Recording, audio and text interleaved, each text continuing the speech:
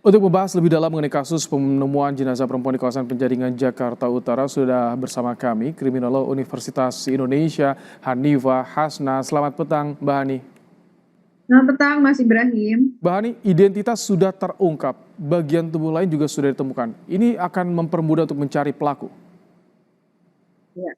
Jadi mempermudah mencari pelaku itu ketika sudah ditemukan identitasnya, kita bisa melihat apakah ada konflik dengan keluarga, karena atau dengan orang-orang sekitar, karena kita ketahui yang namanya kejahatan mutilasi ini kan bukan kejahatan baru sebetulnya ya, itu dipengaruhi oleh 4 hal sebetulnya. Yang pertama karena kemarahan yang luar biasa, jadi ada emosi yang terlibat di dalam situ. Yang kedua untuk upaya untuk menghilangkan jejak. Yang ketiga untuk melakukan intimidasi. Kalau intimidasi ini kan berarti ada orang-orang di sekitar yang mungkin menjadi sasaran dari pelaku itu. Justru biasanya bukan korban itu sendiri pelakunya, apa yang disasar, tetapi orang lain, yaitu keluarga mereka. Bisa jadi seperti itu. Yang terakhir mungkin ada gangguan mental Hmm, seperti psikopati atau yang lain-lain sehingga oke. membuat si pelaku itu melakukan hal ini. Jadi bisa dikatakan menurut Anda ini orang dekat pelakunya?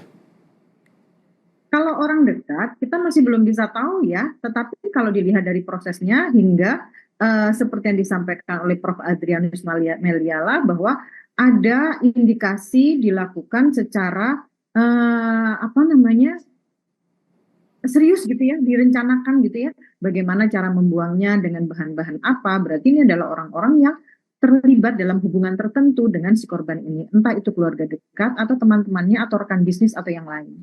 Ini ditemukan terpisah dengan jarak hampir 2 kilometer. Ini apa motifnya kira-kira?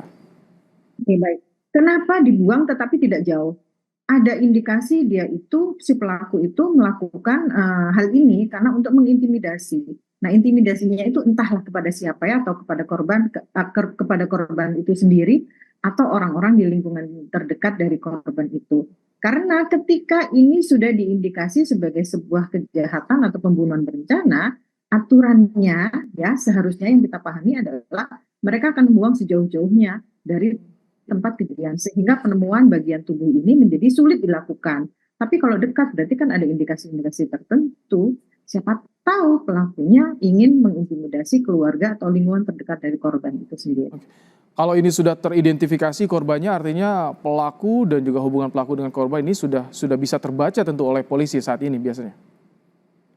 Iya, benar sekali. Karena kalau sudah seperti itu berarti kan tinggal kita melihat dari sisi keluarga atau orang-orang terdekat dari korban. Sebetulnya selama ini korban bermasalah dengan siapa? Baik secara emosional maupun instrumental atau material. Material itu berarti berhubungan dengan bisnis, pekerjaan, kedudukan, atau yang lain-lain terkait dengan sesuatu yang ingin dimiliki atau diambil oleh si pelaku.